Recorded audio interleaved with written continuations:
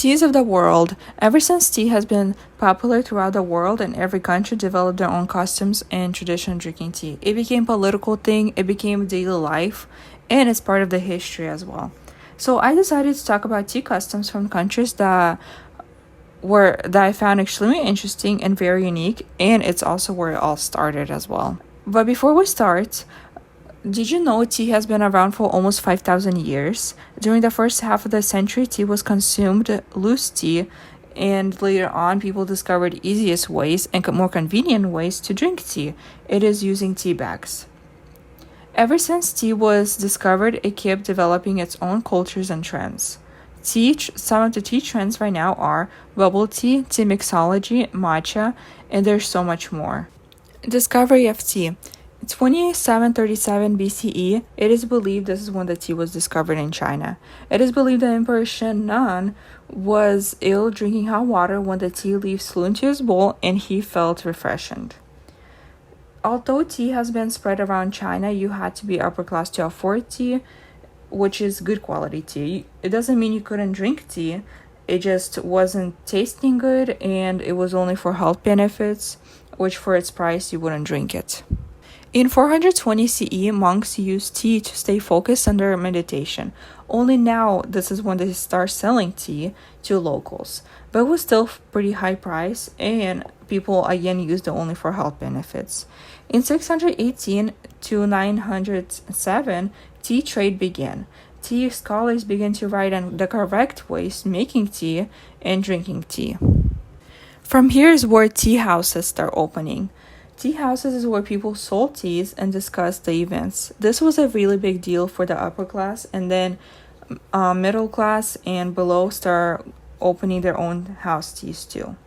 This was located right by the water where they could hear the water and it drops and watch the fish swimming, and later on start mixing teas, which made many different flavors to enjoy. This picture you've seen is located in Mid-Lake Pavilion in Shanghai. This is the example of how tea houses looked at that time. They did develop even more. Nowadays, you don't have to drink tea outside by the water. You can just be inside and drink it. That is how many of the tea houses are created. In 1271, Mongolia invaded China, and this is where the Mongolian tea started custom. Their custom of tea was called Su Tei Tsai. It is a very strong and milky and buttery tea.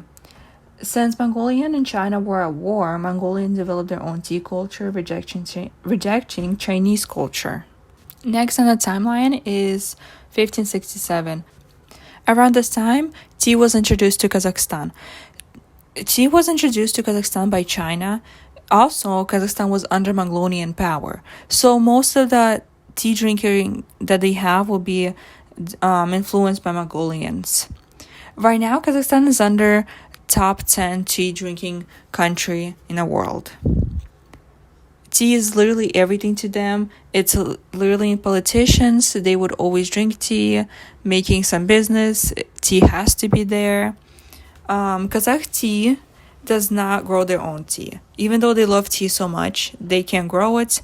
They prefer Assam or Darjeeling tea. Since their culture is very similar to Mongolian, they do have some differences when they use tea.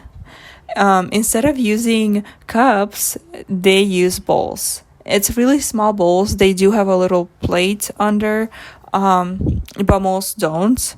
Their tea is not as salty, but they do add salt. But it's really a pinch of salt on top. Well, going back to the timeline, in 1638, tea was introduced to Russia.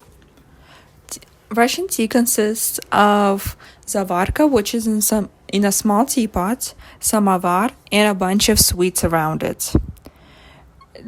Tea and samovar was gifted to Tsar Mikhail I by Mongolians.